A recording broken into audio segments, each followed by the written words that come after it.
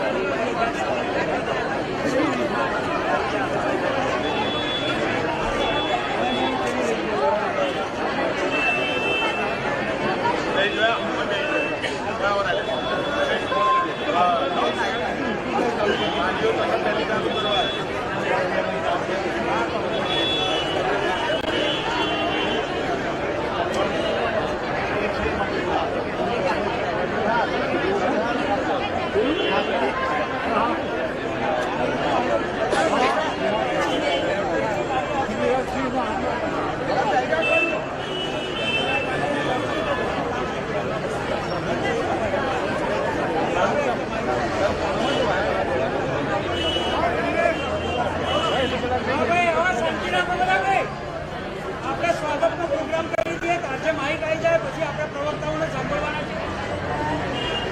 સૌથી પહેલા હું આપણા મુખ્ય મહેમાન કનૈયા કુમારજીને એમના સ્વાગત માટે આપણા મુસ્લિમ સમાજમાંથી મોહમ્મદભાઈ હૈદરપુરી અને શોએબભાઈ પરિવાર એમને કહું કે ફૂલ હાર્દી એમનું સ્વાગત કરે. કનૈયા કુમારજી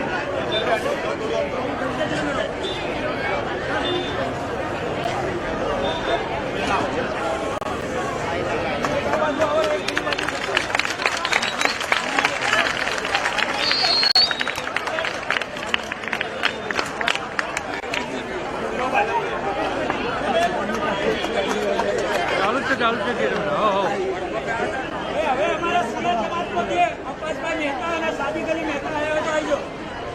જિગ્નેશભાઈનું ફૂલથી સ્વાગત કરો. અપાસભાઈ મહેતા આવ્યા છે.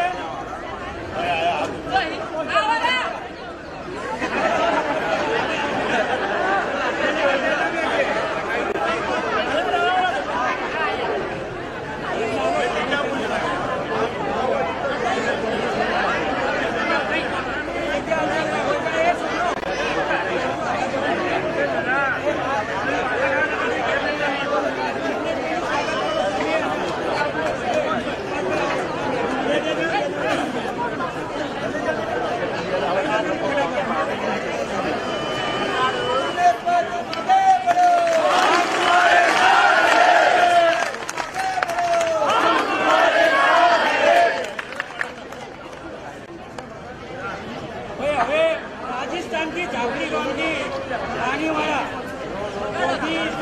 ત્યાંના આગેવાન શ્રીઓ આવ્યા છે. કનૈયાજીને અને જિગ્નેશભાઈને ભાખરી પહેરાઈને એમનું સ્વાગત કરશે. આપણે તાલીઓથી એમનું સ્વાગત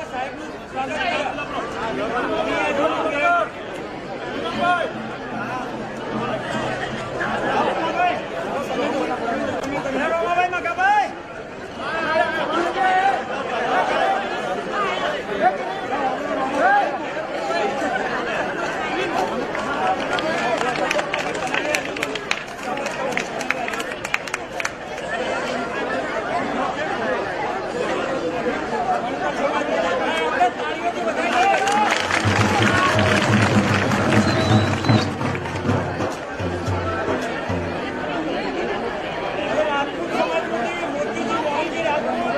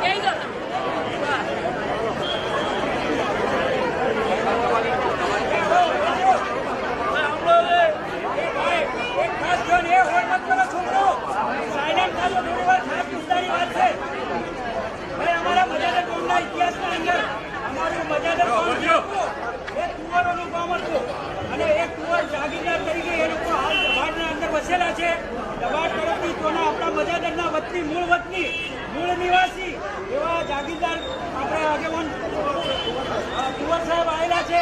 એ સાહેબનું સ્વાગત કરવા માંગે છે.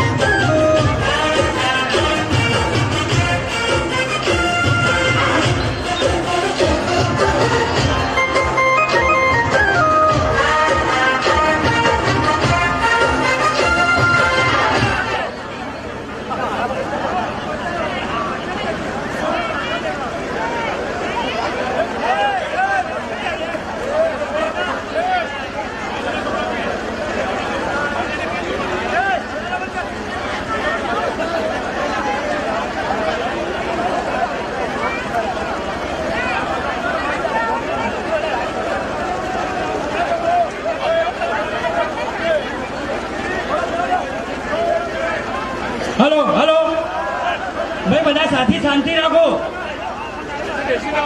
અને બધા સાથી જો જગ્યા બેસવાની છે જો બેસી જાય. બધા શાંતિથી આપણે સભાને સાંભળવાના છે. આપણા મુખ્ય પ્રવક્તા અને બધા આપણા સાહેબ ધારાસભ્ય આપણે બધાને સાંભળવાના છે, એટલે શાંતિથી બધા બેસી જાઓ ભાઈ, એટલે આપણે સભામાં બરોબર થશે. હલો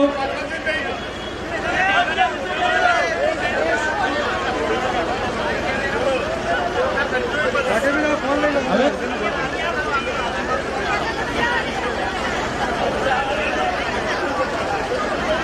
ફોન કરવાનું ચાલશે, ફોન કરવું ચાલશે.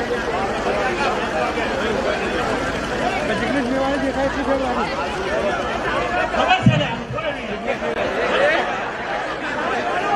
હું કરું છું.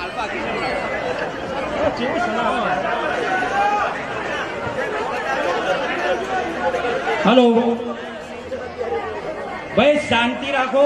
સભા જલ્દી શરૂ થાય, જલ્દી પૂરી થાય. આપણે નમાજ બી પડવાની છે, બરોબર? એટલે જરા શાંતિ રાખો. હવે આપણા મહેમાનોનું તો સ્વાગત થઈ ગયું છે. હવે આપણે મુમન સમાજના અંદર, મુમન સમાજના આજુબાજુથી આવેલા જે આગેવાનો છે અમારા, એમનું પણ સ્વાગત કરવાની વાત છે. એટલે ટૂંકમાં એ સ્વાગતનો પ્રોગ્રામ આપણે પટાઈ દઈએ. અહમદભાઈ સોદાગર સાહેબનું સન્માન કરવા માટે અમારા ગામના સરપંચ શ્રી આવશે અને એ સ્વાગત કરશે.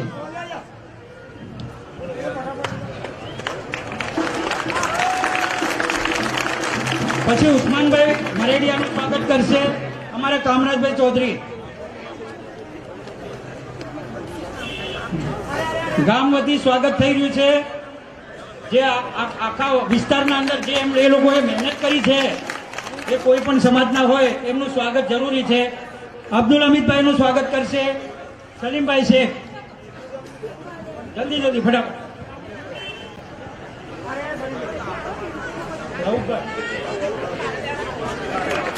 ભાઈ રઉફભાઈ પટેલ, આપણે રઉફભાઈ ફાફડ અહીંયા હાજર છે, એમનું સ્વાગત કરશે ડાયાભાઈ માસ્ટર.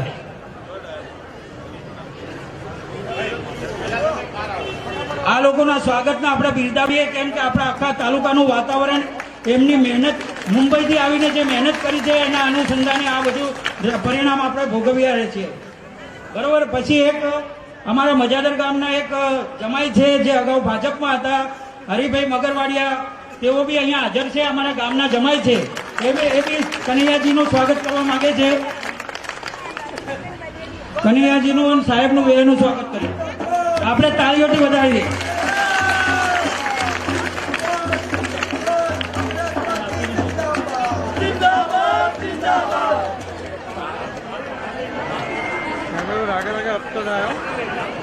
ભાઈ ધાનેરા તાલુકામાંથી તારાજી આવેલા છે, એ પણ સ્વાગત કરવા માંગે છે. આપણે તાળીઓથી એમને વધારીએ.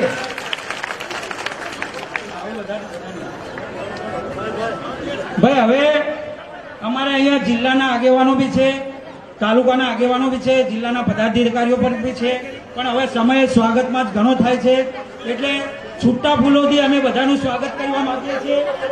સરપંચ શ્રી કામરાજભાઈ ચૌધરી, સ્વાગત કરીએ છીએ અમે બધાનું.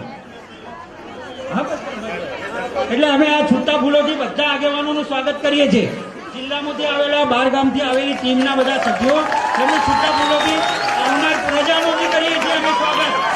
ખૂબ તાલીઓથી વધારીએ. સરસ. હવે આપણા કાર્યક્રમની શરૂઆત થાય છે. સ્વાગતનો પ્રોગ્રામ અહીંયા પૂરો કરીએ છીએ. એક વાર મારા સાથે કહી દો કે જિગ્નેશભાઈ તુમ આગે बढ़ो, हम तुम्हारे साथ हैं. જિગ્નેશભાઈ તુમ આગે बढ़ो, हम तुम्हारे साथ हैं. કનૈયા કુમારજી જિંદાબાદ, જિંદાબાદ, જિંદાબાદ. હવે હું જિગ્નેશભાઈને માઇક આપું છું, એ બે શબ્દો કહે છે. મને પગમાં થોડીક ગંભીર તકલીફ છે, એટલે બધા જ કાર્યક્રમોમાં ઉભા રહીને બોલું તો જરા પ્રશ્ન બહુ વિકટ બને છે, એટલે આપણી બધાની માફી માગીને બે શબ્દો જે કહેવા છે એ બેઠા બેઠા વાત કરીશ. મારી સાથે મંચ ઉપર ઉપસ્થિત માહિતી હમીદભાઈ વાઘમારે મિત્ર જેવા છે, મોટાભાઈ જીગરી, ઉસ્માનભાઈ શેખ, અહેમદભાઈ સોદાગર, આપણું સમર્થન કરવા આવેલા અમારા કોંગ્રેસ પાર્ટીના શાકીરભાઈ, એમના નામમાં વારંવાર ગરબડ કરું છું, માફ કરજો. સાથી કનૈયા કુમાર, જે આજે આજના કાર્યક્રમમાં મુખ્ય બેટિંગ કરવાના છે, ઉસ્માનભાઈ મુખી, ભીખુભાઈ બિહારી, રઉફ કાકા, રઉફભાઈ ફાફડ, બાબુભાઈ જગાડે પાછળ બેઠા છે, તમામ લોકો જેમણે સ્વાગત કર્યું, કામરાજભાઈ, ટાઈગર બી આપણા, કોઈનું નામ ચૂકી જવું તો માફ કરજો. મારા વડીલો, યુવાન દોસ્તો, બહેનો અને માતાઓ, 22મી આ વિધાનસભાની ચૂંટણી હું બે જ વસ્તુ કહેવા માંગુ છું કે આ ભાજપની સરકારે ચિત્ર એકદમ ક્લિયર અને સાફ કરી આપ્યું છે. દીવા જેવું સ્પષ્ટ છે કે કમળનું બટન દબાવો અને 1 વર્ષ પછી 3000નો ડબ્બો 5000માં લેવાની તૈયારી રાખો. કમળનું બટન દબાવો અને 1100નો બાટલો એ 1500 અને 2000માં લેવાની તૈયારી રાખો. 6000 સરકારી સ્કૂલો બંધ કરી બીજી 20,000 પણ સરકારી સ્કૂલો બંધ કરશે. એટલે તમારો ઠાકોર, દેવી પૂજક, માજીરાણા, કંકોડિયા, પટણી, દલિત, આ ગરીબનો દીકરો કે દીકરી ખેતરમાં જઈને બાજરો વાઢવાનો અને અમદાવાદ કેમિકલની ફેક્ટરીમાં ફેફસા લીલા ને પીળા થાય ને 55 વર્ષે કેન્સરમાં મરીએ એવી ફેક્ટરીમાં કૂટાવવાનો, ડોક્ટર અને એન્જિનિયર બનવાનો હવે અધિકાર નહીં. આવી ભયંકર પરિસ્થિતિનું નિર્માણ એ આખા ગુજરાત અને દેશમાં થયેલું છે. ઘણા બધા યુવાન મિત્રો ઉભા છે. આ બધા જ યુવાન મિત્રોની સામે શું ભવિષ્ય છે? આ એક બહુ જ મોટો સવાલ છે. મોદી સાહેબે વચન આપેલું દર વર્ષે 2 કરોડ રોજગારી આપીશું.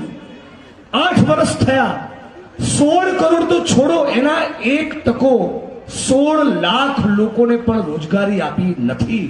અને એની સામે ગુજરાતમાં કોંગ્રેસ વિપક્ષમાં છે, સત્તામાં નથી, અને એ છતાં જે તે વખતે કોંગ્રેસની બનાવેલી મનરેગા યોજનાના કારણે પેલા ચોકડી ખોદવાના કામના કારણે આજે પણ ગુજરાતની અંદર 25 લાખ લોકો આ કોંગ્રેસના કારણે રોજગારી મેળવે છે. અને એટલા માટે રાહુલ ગાંધીની વાત પર આપણે ભરોસો કરવો પડે, ટ્રસ્ટ કરવો પડે, એના વચનમાં વિશ્વાસ રાખવો પડે.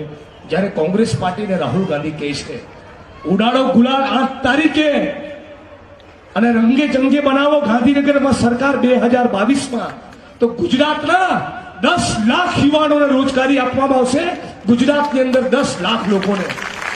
અને મહિને વર્ષમાં એક વાર નહીં, દર મહિને જેટલા પણ બેરોજગાર યુવક યુવતીઓ છે એ બધાને ₹3000 બેરોજગારી ભથ્થું આપવામાં આવશે.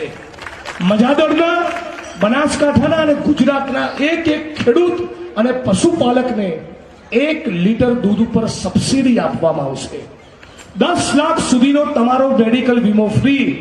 એટલે ભાઈ 100 વર્ષ ના થાય પણ ભૂલથી મહિનો 15 દાડા 1.5 મહિનો અમદાવાદ કે ગાંધીનગર કે પાલનપુરની હોસ્પિટલમાં દાખલ થવું પડ્યું અને 10 લાખ સુધીનું એનું બિલ આવ્યું, તો ટોટલ બિલમાંથી 1 પાઈ એમણે ચૂકવવાની નહીં, એનું ચૂકવણું એ કોંગ્રેસની સરકાર કરશે. અને એટલે જ કહીએ છીએ કે કોંગ્રેસનું ગામ બોલે છે, વડગામના, ગુજરાતના અને ભારતના ગામે ગામ બોલે છે. આવા કામની વાતો મારાથી વધારે આપણા વડીલો જાણતા હશે. એ વાતો તમે બધા જ જાણો છો. એ વાતો હું અહીંયા દોહરાવા નથી માંગતો, પણ એક વસ્તુ ચોક્કસ મજાદળ ગામમાં છું ત્યારે ખાસ કહેવા માંગુ છું કે ચૂંટણીની આગલી રાતે 2000ની ગુલાબી રંગની પત્તી લઈને આપણા વિસ્તારમાં આવશે. લૂંટ્યો છે ને દેશને એટલો. પીએમ કેર ફંડ, એના પૈસાનો હિસાબ આપવાનો નહીં. 90,000 કરોડ ઓએનજીસી માંથી લીધા, ચાઉ કરી નાખ્યા, એનો પણ હિસાબ આપવાનો નહીં.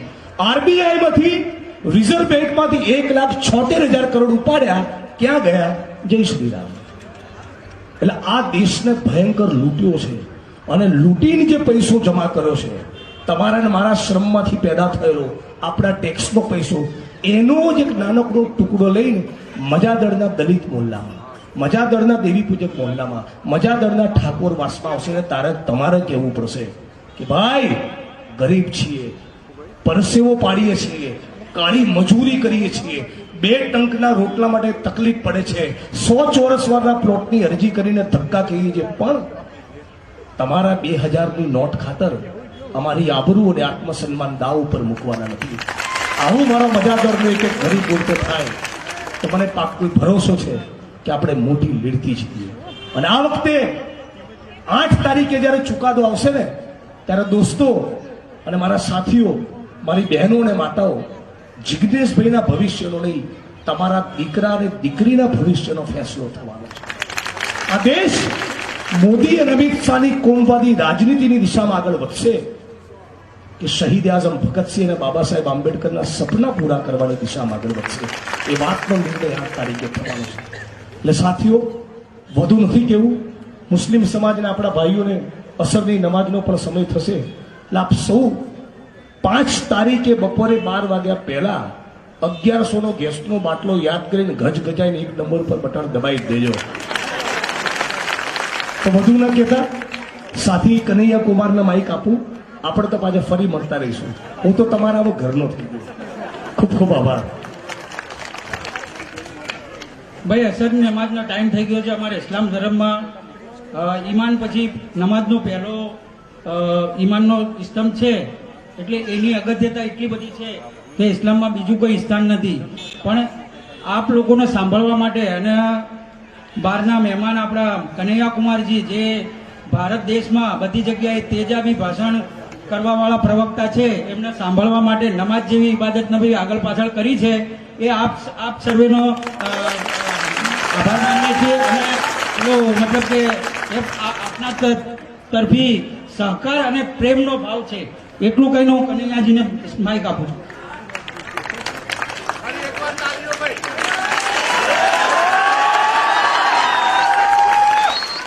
मुझे गुजराती नहीं आती है, लेकिन इतनी समझ में आती है कि मुझे बाहर का बता रहा था. ये कह रहा था कि मैं तो यहीं का हूँ, वो बाहर से आए हैं, उनको पहले सुन लीजिए। भाई मैं भी यहीं का हूँ, मैं मेहमान नहीं हूँ। अगर मैं मेहमान होता तो मैं फिर आपके बीच नहीं आता। हमारा आपका दिल का रिश्ता है, इसलिए हम आए हैं और हम बाहर के नहीं हैं। मैं सिर्फ इतना कहना चाहता हूँ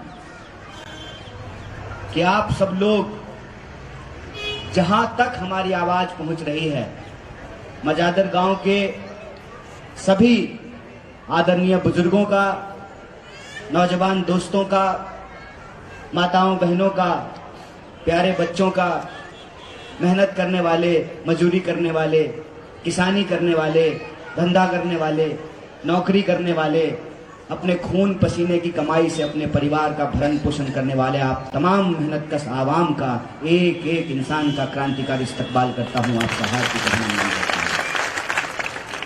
दोस्तों, चुनाव का वक्त है और चुनाव के वक्त में चुनावी बातें होती हैं। आपने आज तक अपने तजुर्बे में यह नहीं देखा होगा कि चुनाव के मौसम में कोई ऐसी पार्टी मिला हो, कोई ऐसा राजनीतिक कार्यकर्ता मिला हो, कोई ऐसा नेता मिला हो जो अपने बारे में खराब बात कर रहा हो। हर कोई कहता है, जैसे आप जाते हैं मार्केट में सब्जी खरीदने के लिए, हर सब्जी वाला अपनी सब्जी को ताजा बताता है। भले जो है वो सब्जी 3 दिन पुरानी हो, वो सब्जी जो है पीला हो गया हो, सब्जी सड़ गया हो, फिर भी जो है लोग अपने सब्जी को ताजा बताते हैं। कोई अपने दही को खट्टा नहीं कहता है, कोई नहीं कहता है कि हमारा कैंडिडेट बुरा है। लेकिन मैं जो आपको कहने के लिए जा रहा हूं, मैं आपके बीच में कुछ बेचने नहीं आया हूं। मैं सिर्फ आपको ये कहने आया हूं, मुझे गुजराती नहीं आती है, मैंने गुजराती नहीं आवड़ते, तो इतनी समझ में आती है कि ये कह रहा था कि मेरा कमर खराब है, तो पैर खराब है, तो मुझे बैठकर बोलने की इजाजत दीजिए। देख भाई, पैर खराब है तो चलेगा, ईमान खराब नहीं होना चाहिए। अब आप लोग बस बता दीजिए, मुझे नहीं कहना है, इस इंसान का ईमान खराब है क्या? थोड़ा धीरे बोल रहे हैं, कुछ डाउट है क्या? ईमान खराब है क्या? तो हमारे पास एक ऐसी आवाज है जो सिर्फ गुजरात में ही नहीं, पूरे देश में अन्याय के खिलाफ लड़ने के लिए मशहूर है। और इसीलिए ना, रात को आसाम से पुलिस आई। सिर्फ गुजरात की पुलिस आई लव यू नहीं बोलती है, आसाम की पुलिस भी आजकल इसको इलू इलू बोल रही है। आदरणीय प्रधानमंत्री जी की कृपा रही, जय शाह के पप्पा का मोहब्बत अगर इसी तरह से हम लोगों को मिलता रहा तो आसाम क्या 7 मुल्कों की पुलिस ढूंढेगी भाई साहब। क्या है ना कि 2 तरह के लोग हैं। एक वो लोग हैं जिनका ईमान बिकाऊ है, एक वो लोग हैं कि कोई ऐसा नोट छपा ही नहीं है कि हमारा ईमान खरीद ले। और आपने अभी देखा होगा कि जब पत्रकार नहीं खरीद पाते हैं ना, तो चैनल ही खरीद लेते हैं। ठीक है, कहते हैं कि दौर होता है हर चीज का। जब यहां पे माउंटबेटन आया था ना, तो उसको नहीं लगता था कि ब्रिटिश राज कभी समाप्त होगा। जब लॉर्ड कर्जन आया था, तमाम जब अंग्रेज के अफसर आए थे और घोड़े पे चलते थे ना, तो उनको अंदाजा नहीं था कि नंगे पांव चलने वाले लोग, खाली बदन अपने खेतों में खून पसीना बहाने वाले लोग किसी दिन उससे डरना बंद कर देंगे और उनके टैंक के सामने खड़ा होकर के कहेंगे, अंग्रेजों भारत छोड़ो, हमको स्वराज चाहिए। होता है, लगता है, जब आपको सत्ता मिल जाती है ना, तो अहंकार हो जाना स्वाभाविक है। और सत्ता का अहंकार देखिए कि चुनाव अभी हुआ भी नहीं है। अभी एक ही फेज का चुनाव हुआ है, दूसरे फेज का चुनाव 5 तारीख को होगा, लेकिन टीवी स्टूडियो में सरकार बन गई है।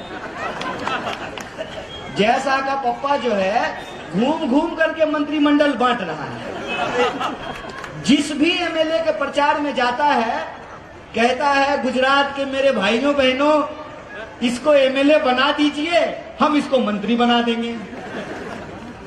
अरे पहले सरकार तो बना लो भाई, फिर न मंत्री बनाओगे। इसको कहते हैं सत्ता का घमंड, क्योंकि उनको यह लगता है कि इंसान अपनी सारी समस्याओं को भूल जाएगा। रोजी का सवाल, रोटी का सवाल, शिक्षा का सवाल, बीमारी का सवाल, सड़क का सवाल, सब सवाल भूल जाएगा। अगर इंसान को उसकी भावना भड़का करके, उसके मन में नफरत पैदा करके, उसके मन में डर पैदा करके अगर इंसान को आपस में लड़ा दिया जाए तो लोग रोजी रोटी का सवाल भूल जाएंगे। ऐसा काम हो रहा है, ऐसा काम पिछले 27 साल से हो रहा है। इसीलिए तो चुनाव 2022 में हो रहा है और गाना 2002 का बजा रहा है। इसीलिए हो रहा है ना। उनको लगता है, क्योंकि 2 तरह के लोग इस देश में हमेशा रहे हैं। एक वो जो सत्ता के सामने सच के लिए आंख में आंख डाल करके सवाल करते हैं और घुटना टिका करके अड़ करके खड़ा हो जाते हैं। चाहे उनके ऊपर टैंक चला दिया जाए, घोड़े दौड़ा दिए जाएं, हाथियों से उनका सर कुचल दिया जाए।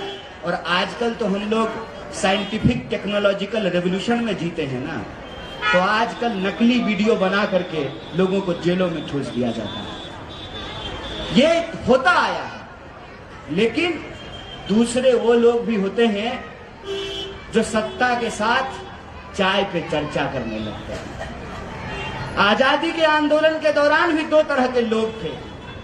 एक वो जो अंग्रेजों के खिलाफ जंग लड़ रहे, एक वो जो अंग्रेजों से पैसे लेकर के अंग्रेजों के लिए चापलूसी कर रहे थे, अंग्रेजों के लिए जासूसी कर रहे थे। आज 21वीं सदी में 2022 में भी 2 तरह के लोग हैं। एक वो हैं जो लोभ और डर के चलते सत्ता के साथ हाथ मिला लेते हैं। दूसरे वो लोग हैं जिनका ईमान बिकाऊ नहीं है, इसीलिए वो सत्ता के आंख में आंख डाल करके सवाल पूछते हैं कि रे भाई, परिवारवाद पे भाषण देते हो तो ये बताओ कि अमित शाह के बेटे को बीसीसीआई का सेक्रेटरी क्यों बनाए हो?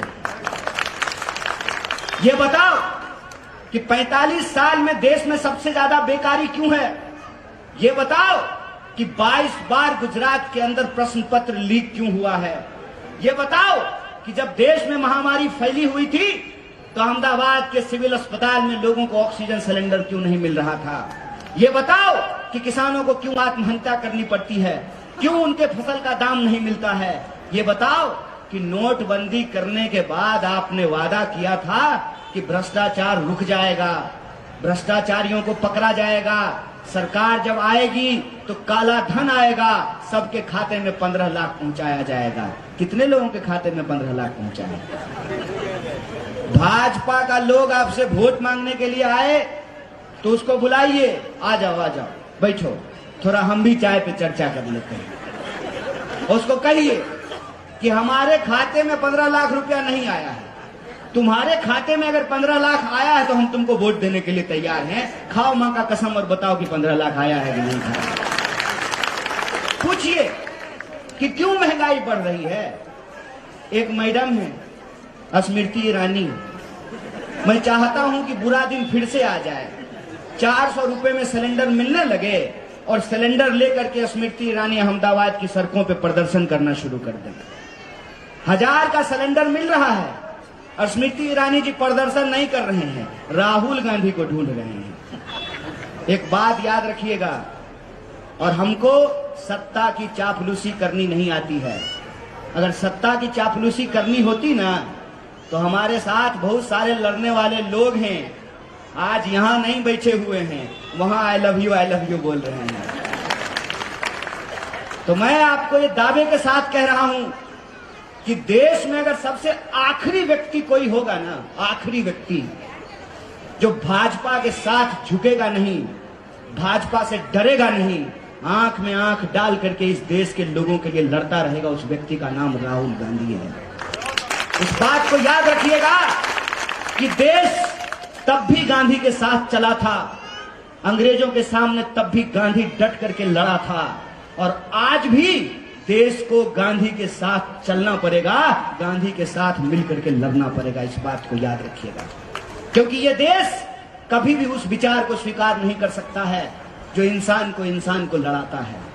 जो इंसान को लड़ाने वाली ताकतें हैं, कुछ वक्त के लिए उनको सफलता मिल गई है और उनको लगता है कि वो कभी नहीं हारेंगे, तो मुझे लगता है कि उनको इतिहास की समझदारी नहीं है।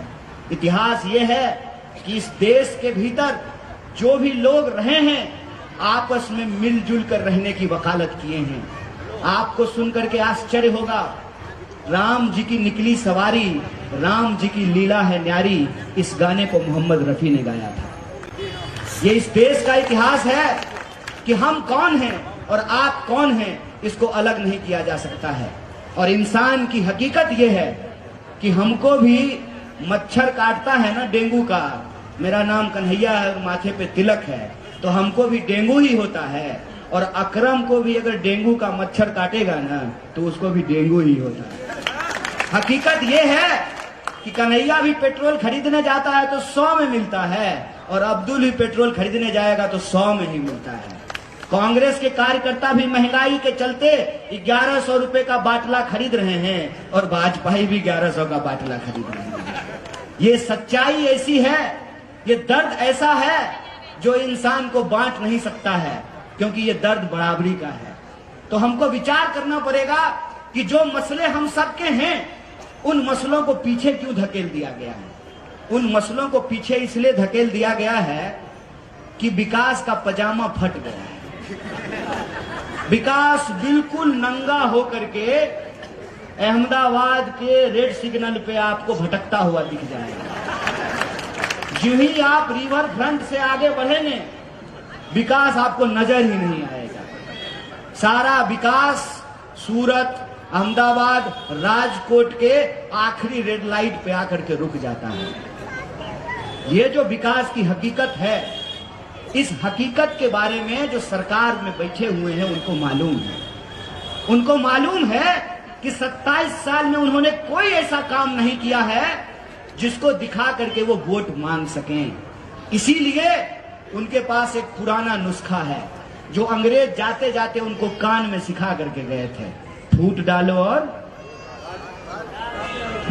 और अगर आपने काम किया है तो काम बता करके वोट मांगिए ना।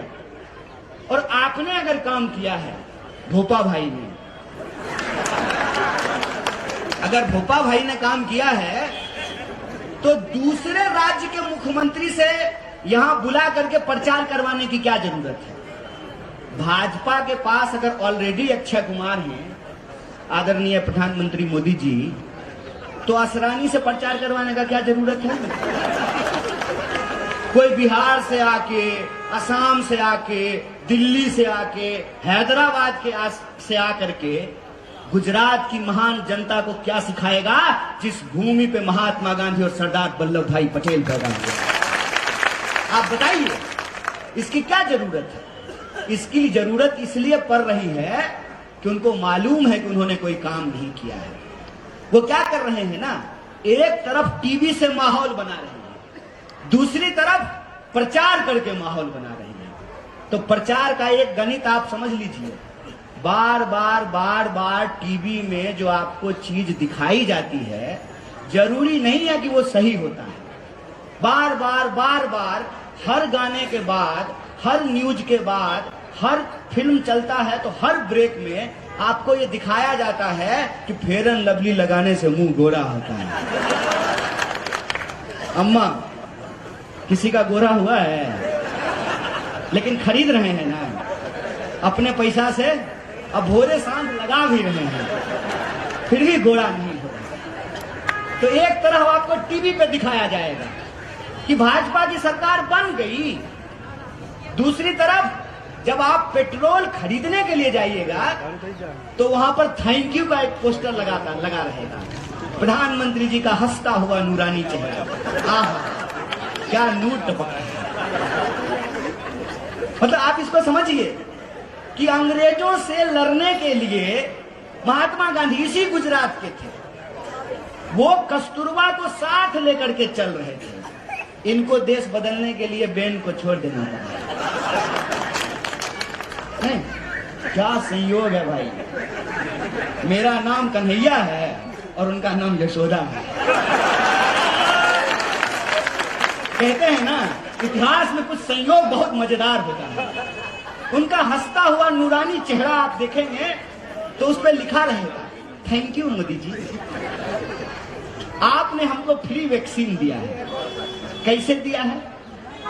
आप कह रहे हैं कि पेट्रोल और डीजल आपको इसलिए महंगा दे रहे हैं ताकि आपको वैक्सीन दे सके। तो जब हम ही से पैसा ले करके हम ही को आप फ्री कैसे दे रहे हैं? और ये बताने के लिए आप 18 करोड़ रुपया खर्च भी कर रहे हैं थैंक यू कहने के लिए। अरे थैंक यू कहने के लिए 18 करोड़ खर्च करने का क्या जरूरत है? व्हाट्सएप यूनिवर्सिटी है आपके पास, एक बार थैंक यू लिखिएगा, सब जगह पहुंच जाएगा। हकीकत क्या है? हकीकत यह है कि दुनिया भर की सारी गैर जरूरी बातें होंगी, लेकिन आपका जो जरूरी मसला है उस पर कोई चर्चा नहीं होगा। भाजपा का एक दोस्त हमको फोन किया, बोला गुजरात में बीजेपी को फिर से जीतना जरूरी है। हमने कहा ये तो तुम हर बार बोलते हो, यही बात तुम 2017 में बोल रहे थे, यही बात जो है तुम 2012 में बोल रहे थे, 27 साल से तो तुम यही बोल रहे हो। बोला नहीं, मोदी जी ग्लोबल लीडर हो गए हैं और मोदी जी ग्लोबल लीडर तभी रहेंगे जब गुजरात का चुनाव जीतेंगे। हम बोले जब लीडर ही ग्लोबल हो गए हैं तो लोकल चुनाव जीतने का क्या जरूरत है? बोला मोदी जी रूस और यूक्रेन का युद्ध बंद करा रहे हैं। हम बोले रूस और यूक्रेन का युद्ध बंद कराने के चक्कर में ना 1100 रुपए का सिलेंडर खरीदने के चलते लोगों का चूल्हा बंद हो गया है।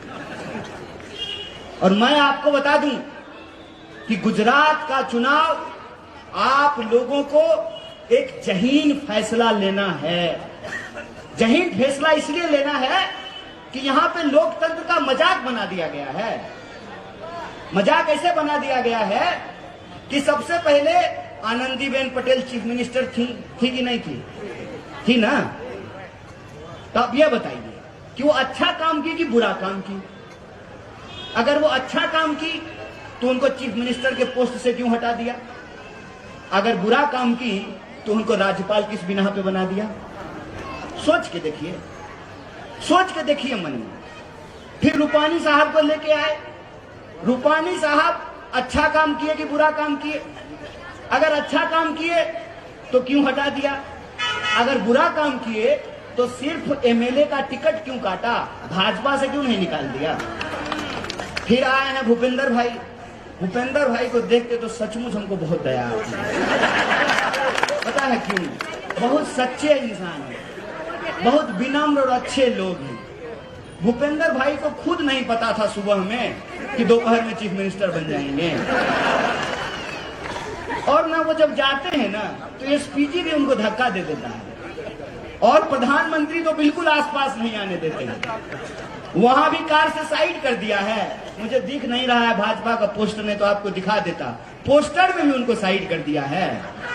ये गुजरात का अपमान है भाई साहब, ये गुजरात के चीफ मिनिस्टर का अपमान है। भाजपा अगर अपमान का बात करना चाहती है और भाषा की मर्यादा का बात करना चाहती है तो हम तैयार हैं भाजपा के साथ भाषा की मर्यादा पर बात करने के लिए। हमारे अध्यक्ष ने एक तुलना किया, एक उदाहरण दिया तो बात को बतंगड़ बनाने लगे, बोले गुजरात का अपमान है। तो मैं पूछना चाहता हूं, टीवी स्टूडियो में बैठ करके मोदी जी को देश का बाप बता रहे थे, वो देश का अपमान था कि नहीं था? था ना? मोदी जी देश के बाप हैं। तो भाजपा का प्रवक्ता ये बात क्यों बोला? अगर बोला तो देश का अपमान किया कि नहीं किया? जिसका घर शीशे का हो ना, उसको दूसरे के घर पे पत्थर नहीं मारना चाहिए। दिन भर गुंडागर्दी की भाषा करने वाले मंच से खड़ा होकर के गृह मंत्री, जिसका काम है कानून व्यवस्था की रक्षा करना, वो गैर कानूनी बात कर रहे हैं, इंसान को डरा रहे हैं, घाव को कुरेद रहे हैं, जख्म पे नमक छिड़क रहे हैं और ये भाषा की मर्यादा की बात करते हैं। तो मैंने कहा कि मल्लिकार्जुन खड़गे साहब आपको इसलिए खटक रहे हैं ना क्योंकि उनका नाम मल्लिकार्जुन खड़गे है। अगर उनका नाम मल्लिकार्जुन अंबानी होता ना तो आप उनकी चरण वंदना कर रहे होते। बुद्धिमानी सिखाते हैं, ये बुद्धिमानी नहीं है साहब, इसको बेशर्मी कहते हैं, बेशर्मी। और मेरे मन में ये विचार आता है कई बार कि पैदाइशी बेशरम है कि सुबह सुबह चूरन खाते हैं मालूम है।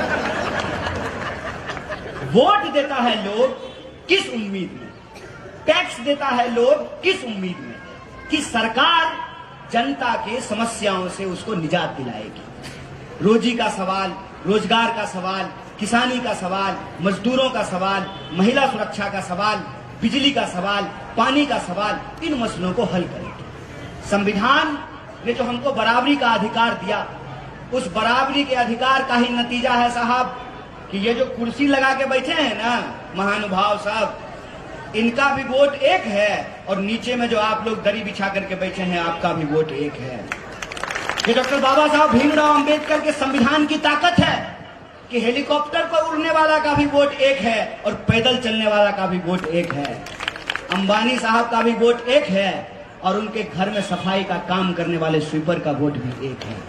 अगर ये बराबरी का अधिकार नहीं होता ना तो सरकार आपको 5 साल में नजर नहीं आता। ये बराबरी का अधिकार ही हमको ये ताकत देता है कि हम 5 साल में सरकार को उसके काम के आधार पे चुन सकें, उसको जिता सकें, उसको हरा सकें। मैं देख रहा हूं कि जो लोग एक बार गद्दी पर बैठ गए हैं वो लोकतंत्र को अपना बपौती समझने लगे हैं।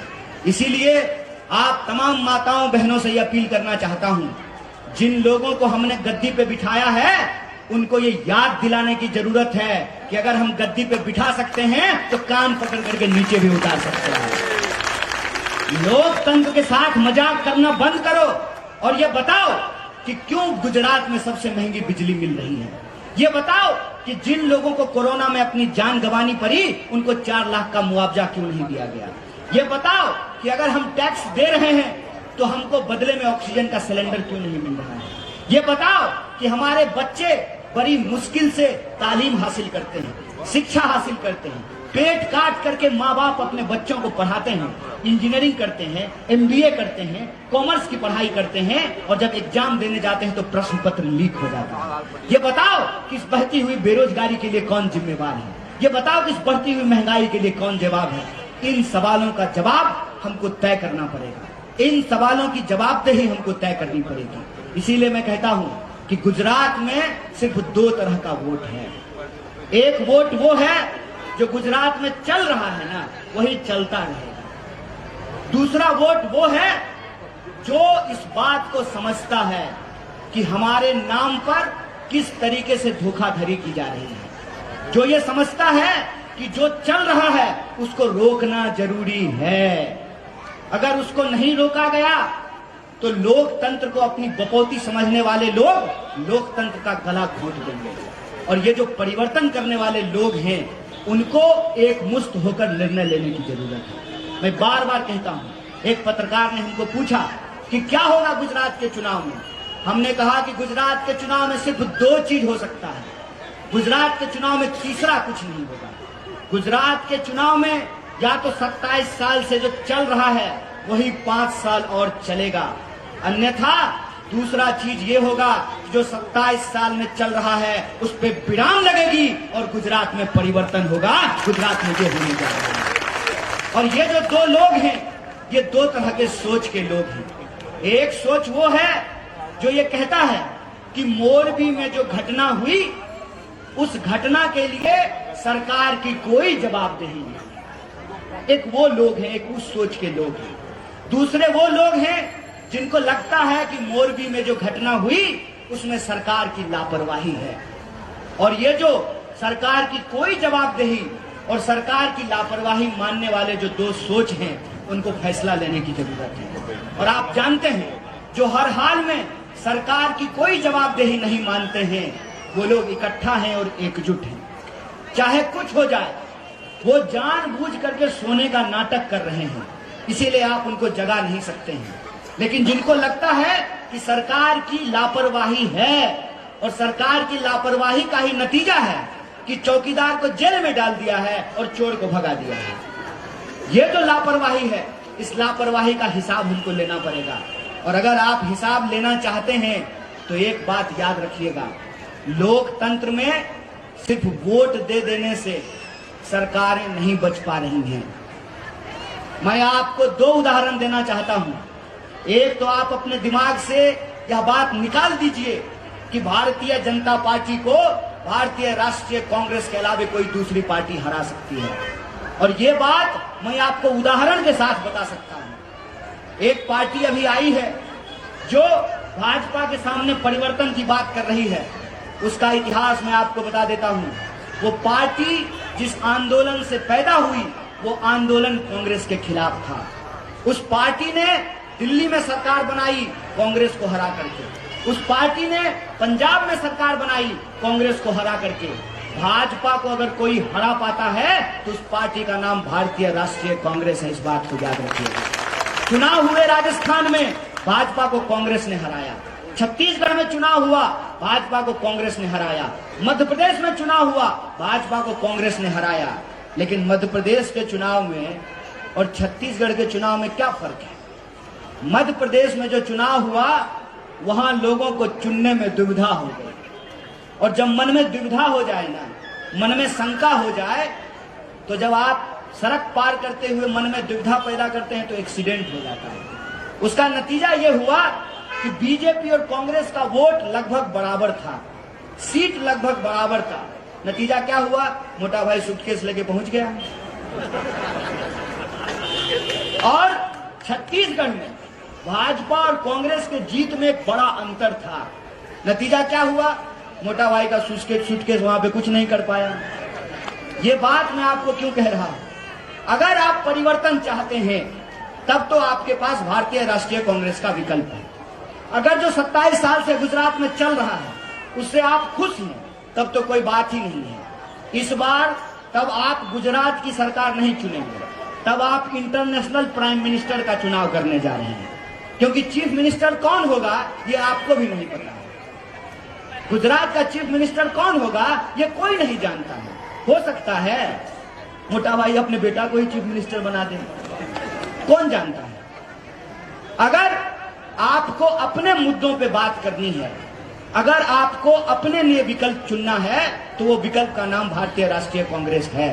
और अगर आप भारतीय राष्ट्रीय कांग्रेस को अपना विकल्प मानना चाहते हैं तो एक बात को याद रखिएगा, दिल दीजिए ना तो पूरा दीजिए, मोहब्बत कीजिए तो दिल से कीजिए।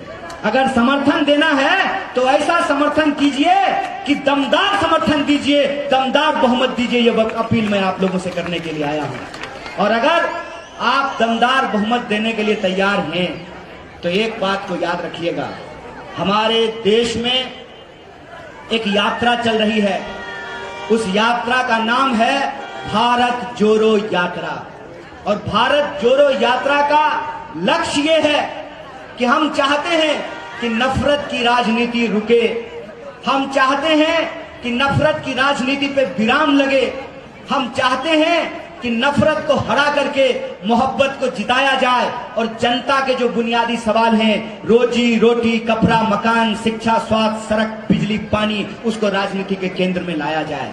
इसीलिए आपके ऊपर एक गंभीर जिम्मेवारी है। आप ऑलरेडी एक समझदार लोग हैं, मैं आपको समझाने की कुव्वत नहीं रखता हूं, मेरी हैसियत नहीं है कि मैं आपको समझा सकूं, लेकिन इतना बात मैं जरूर आपको कहना चाहता हूं कि जो दो तरह के लोग हैं, एक जो सत्ता के सामने झुक जाते हैं और एक वो जो सत्ता के सामने सत्य के लिए लड़ जाते हैं।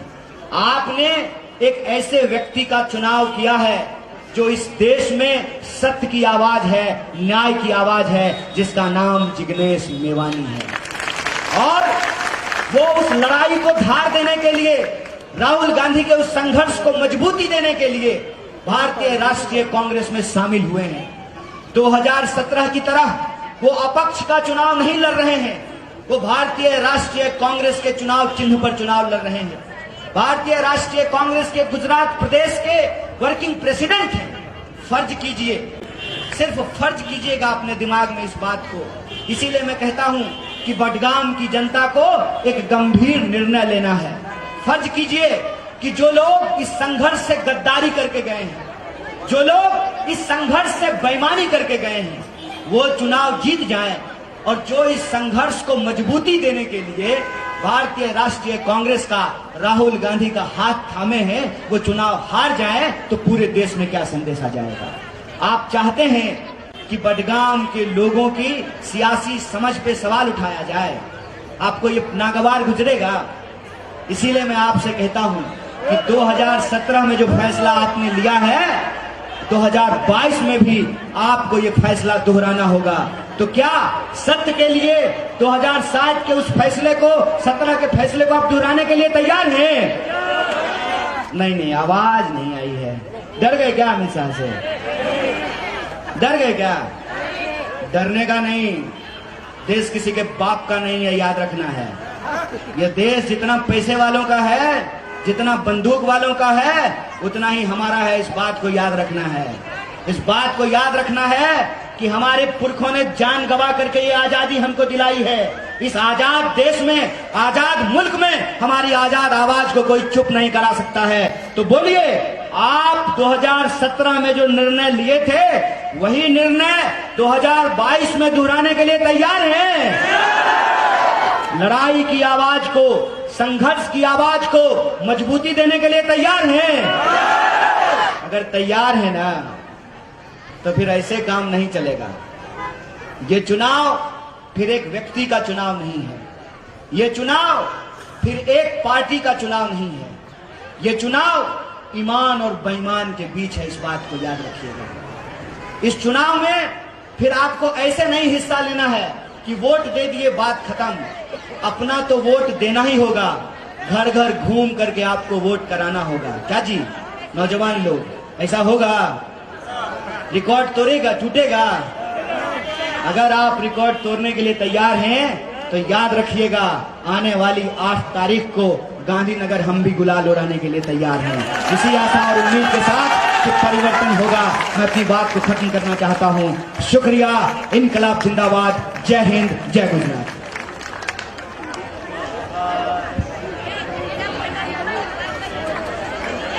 भाई समय तो વધારે થયો છે, પણ આપણા મોઘેરા મહેમાનો મુંબઈથી આપણા મહેમાનો આવેલા છે, એટલે થોડી વાર આપણે થોડી હજી સફર કરવી પડશે, બરોબર? માટે હવે હું આવનાર મહેમાનોનું ટૂંકમાં આપણે સ્વાગત કરી લઈએ, જેમાં આપણા મુસ્લિમ સમાજના ટોચની આગેવાનીમાં રહી જન્નત નસીબ